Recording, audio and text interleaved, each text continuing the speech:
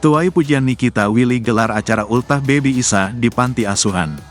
Nikita Willy membagikan postingan perayaan ulang tahun anak sulungnya yakni Isa Sander di panti asuhan. Nikita Willy sengaja merencanakan untuk berbagi kebahagiaan dengan merayakan ulang tahun Baby Isa bersama anak-anak panti asuhan. Postingan Nikita Willy tersebut langsung menuai pujian dari netizen. Diketahui, Baby Isa merayakan ulang tahunnya yang kedua tahun pada tanggal 7 April tahun 2024. Ulang tahun tersebut terdapat beragam sesi acara sederhana.